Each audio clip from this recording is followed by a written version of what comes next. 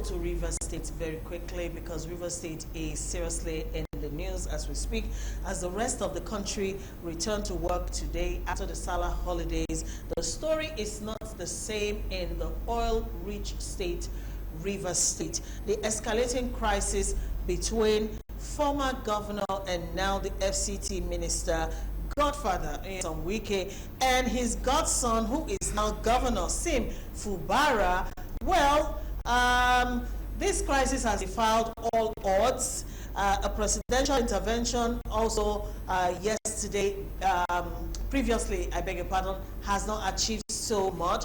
Well, yesterday, the state was almost brought to its knees in a testy show of federal might versus state grassroots politics.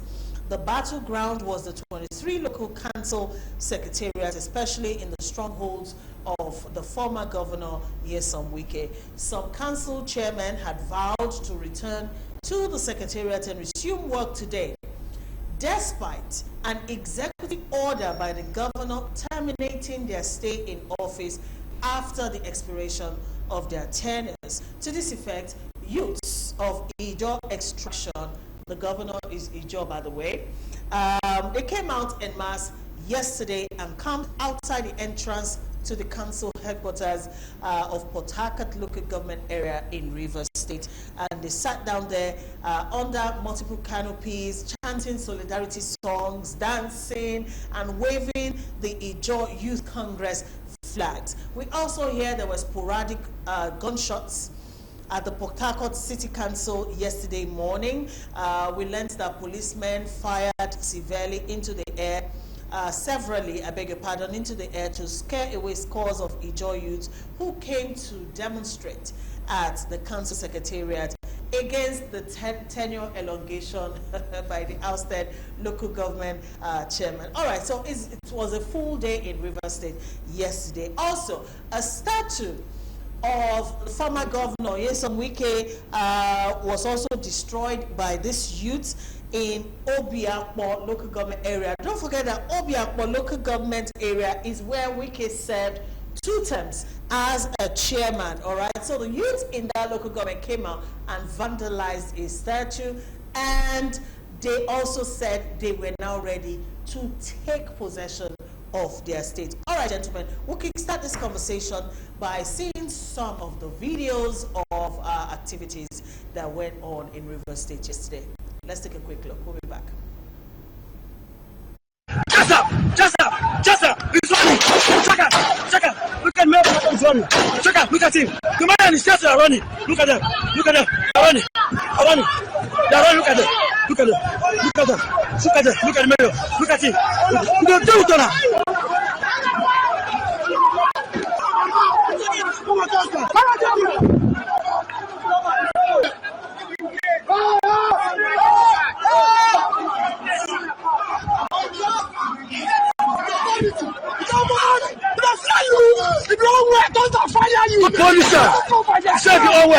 Come now!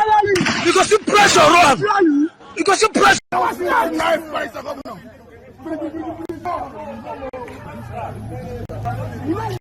right, so tell Nigerians what is going on.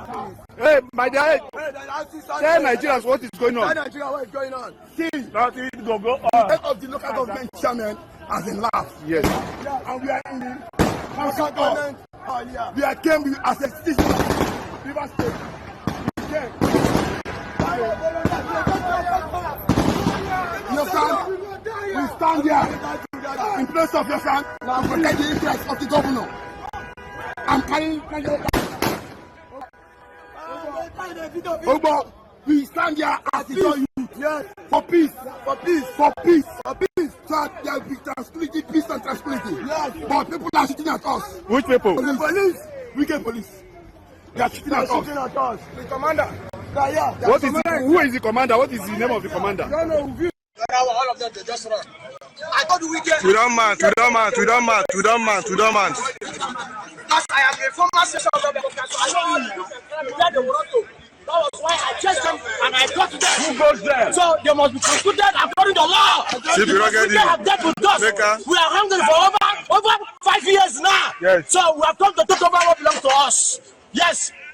Honorable Chike Ambassador is capable of running this government without looking anybody's face. Okay, welcome back. If you're just joining us, it's the midweek edition of The Buzz. Well, those clips came out from what went down in Rivers State yesterday. Well, if you're not aware, the two leaders, have been at loggerheads ever since the now governor Fubara succeeded Wike as governor, with tensions temporarily subsided until the local government chairman's tenure dispute revived what we just saw. Now, while Fubara directed the chairman, backed by Wike, to vacate office due to tenure expiration, they refused, citing a 6-month tenure extension granted by the Pro-Wike faction of the Rivers State House of Assembly. Gentlemen, please, let's wade into this conversation. After the governor made a statewide broadcast on Tuesday, the local government chairman still insisted they were staying put, which has led to this. What's your view on what has gone down so far in Rivers State and where we are now, in the scheme of things? Well, today, this morning, the governor sworn in 23 critical committee, critical leaders or whatever they normally put there to fill the gap. There are three things involved. Anybody that is not in Nigeria or anybody that's not from River State, saying this, if this is our democracy, it is a shame. If this is the democracy, in fact, totalitarianism, authoritarianism, fascism, they are better than this. If this is our own democracy, at least monarchical government is better than what we are seeing in River State. And it shows the desperation of our politicians. What is here? It is a constitutional matter. 3 years, that was what is in the law. That every local government chairman in that state, according to the edict put together by the House of Assembly of that particular state. But because of the problem between Yeson Wike and Similaye Fubara, then because they want to taunt the governor, they amend no public hearing and they give extension. The governor and his people, they went to court. The court says 3 years. There is another court of the same jurisdiction also that also said that extension stays. While there's another court that says that extension is illegal of the same jurisdiction. Yes. An appellate court. So at that particular time, politicians choose the order of the court that they want to be the one that favors them. That one is part one. Part two, if you are served for 3 years and the governor said you should go by another executive order on that particular, why can't you go? And you say you will not go. And we know in Nigeria, there are some certain things that political officers, especially elected one, by governor, forget whatever they do. You cannot sue them when they are in power. When governor of Oyo State, the current governor of Oyo State, Makinde, when he goes to power, the local government chairman that have not even used 2 years, he said all of them, and he conducted another election, and nothing happened. And that is kind of democracy we practice here. Then another thing again is this: presidents will not be able to say anything on it, to be fair with him. He has ventured, although when he ventured into it, Nigerians see that it's one-sided. Because it's a constitutional matter at that particular time. Now, you just need to focus on Nigeria, leave Rivers. What is important is that the security operatives, they must be fair, they must be impartial, and at the same time, they should follow whatever the court says. The police officers here, headed by DSU, have said they've taken it over, all the local governments. By law, you can't take over. You can only maintain that there is no break law and order. So the new caretaker, whatever, I know they will resume today. But what is important is that anybody that have any differences should go to the court. And the issue of the youth, I don't think there is this. Politicians will not suffer in this case. Yoruba used to say, "Oh, you know what you're There are some youth. Look at the police officer that died in Omuma local government yesterday. I stand to be corrected. If I happen to be a police officer, and these politicians, they are affecting me as a police officer. I would rather stay away. Mr. I'm telling you. As a police officer, you obey the last order. When obey the last order, and if I die, am I going to still be obeying the order? All right. This court, when they kill, nothing will happen. They have numbers. I get what you mean, though. The Yeah, thank you so much. Now, Mr. Shokmito, I want to come from the angle of where Mr.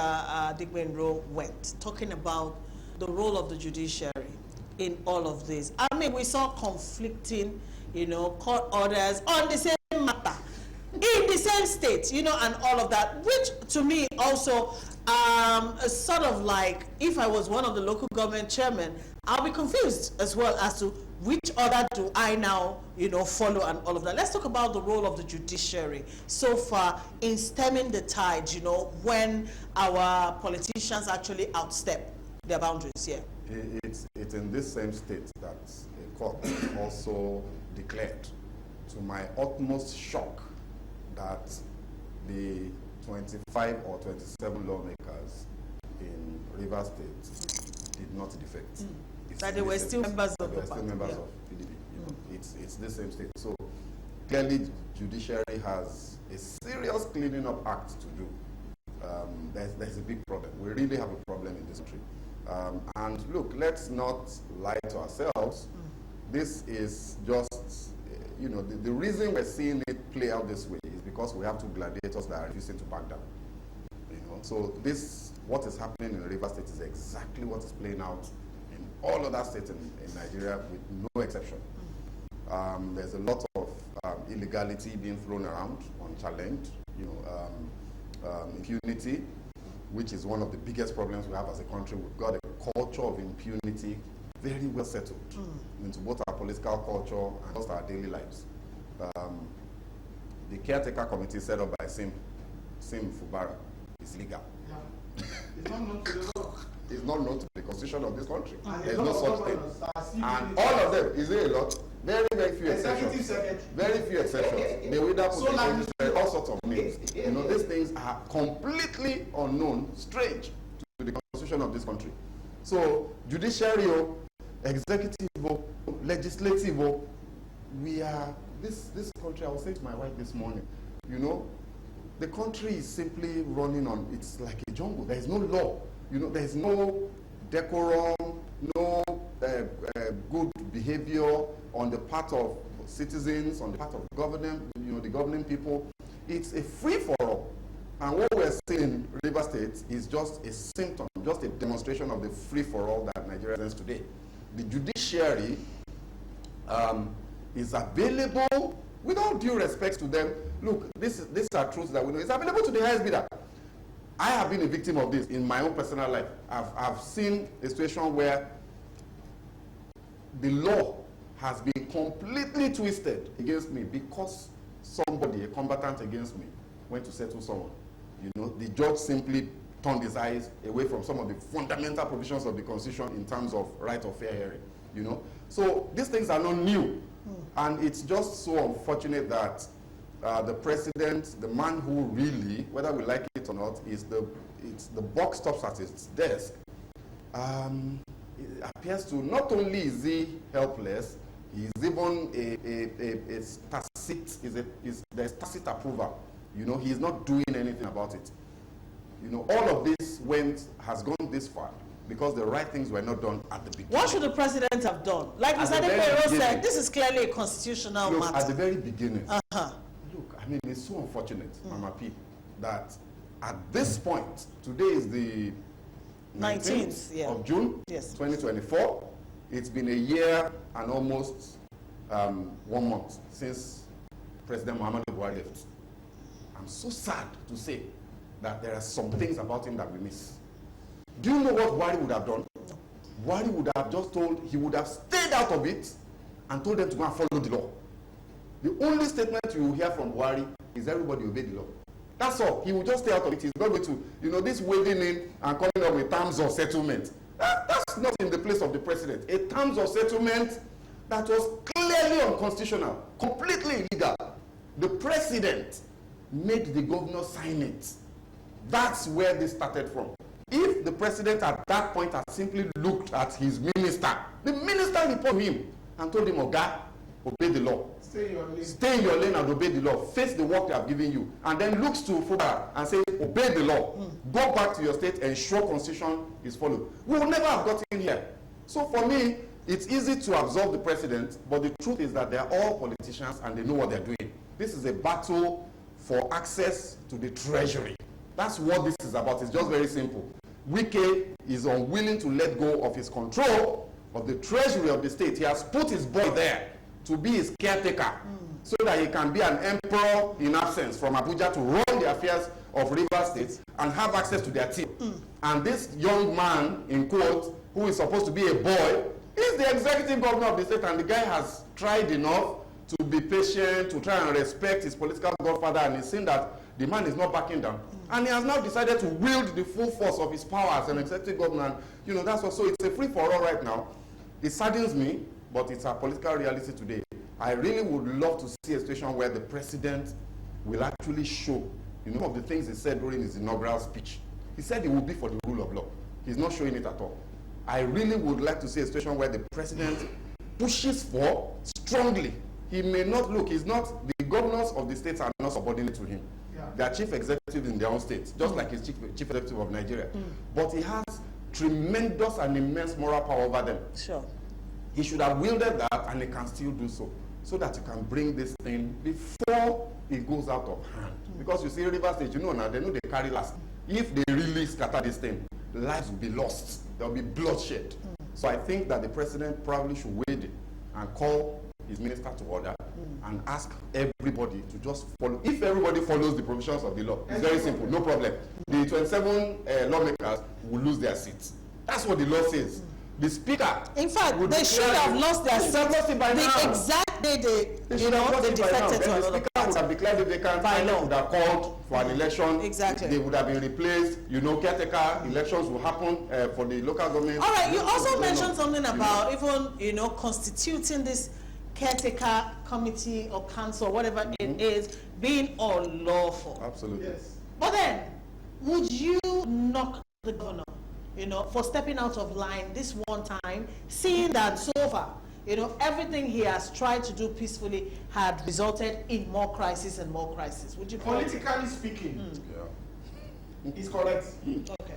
Because what he has just done was trying to take control of the state. Okay.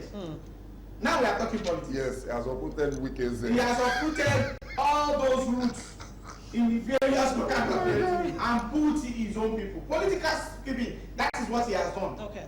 But in the constitution, virtually every state in this country is guilty of it. Virtually all, they are all guilty of it.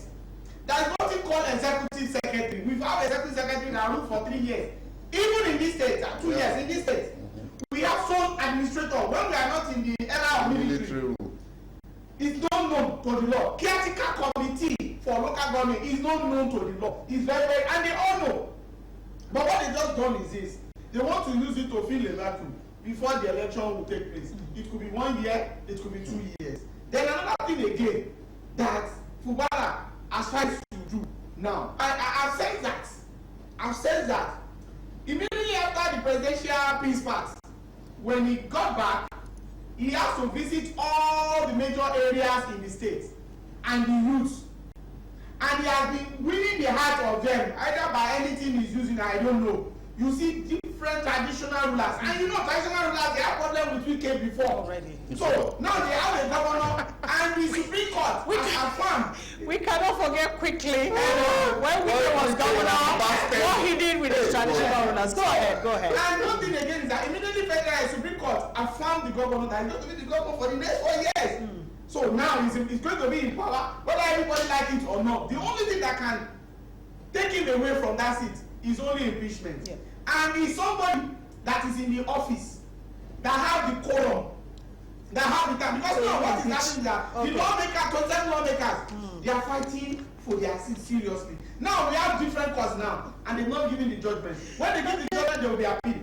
Appeal upon appeal. Before you know it, 3 years out of it. Yeah. Another thing again that that the youths in River State must know is this: that state belongs to everybody. that state is bigger than Fubara and Wike. Whether they like it or not, they are governors. They are going to, Wike has used his 8 years. Fubara is using 4 years going now. Maximally, maybe wants to use 8 years if the people voted for him. After that, there will be history. They should remember 3 things that they need to remember. 1, they should remember Peter Odili when he was a governor for 8 years, just like an emperor too. In fact, he was on the side of becoming the president of Nigeria because before the Obasanjo Joker comes in. That one is 1. They should remember. 2, they should remember also that we can use 8 years as a governor. After 8 years, what happens? He leaves. Fubara, 4 years or 8 years, he will still leave. That River State is still going to remain. It's their own. They should not allow politicians. If they are doing their referendum fight, we don't want loss of lives. We have lost 2 lives already, but we don't want loss of lives again in River State, especially poor people. Let me quickly jump in. Quickly, sir. They should also remember, following what Mr. Adegmero just said, they should remember Rotimi Amechi. Yes. I saw a picture of Rotimi Amechi is trending on social media at the airport. They should remember that. Power is transient. Yes. They will all leave, and they should not throw the country into chaos. They should not kill, shed blood just because of their political ambition. 8 years. Like President Jonathan, who is a hero of democracy today, now said, nobody's blood, 1 drop of the Nigerian blood is worth my political ambition. They should remember that. Thank you, gentlemen. All right, so, well, like I said, the crisis in Rivers State is not yet over. We're still going to wait and see how all of this unfolds as this caretaker committee, will resume work today, and then we'll see what happens after that.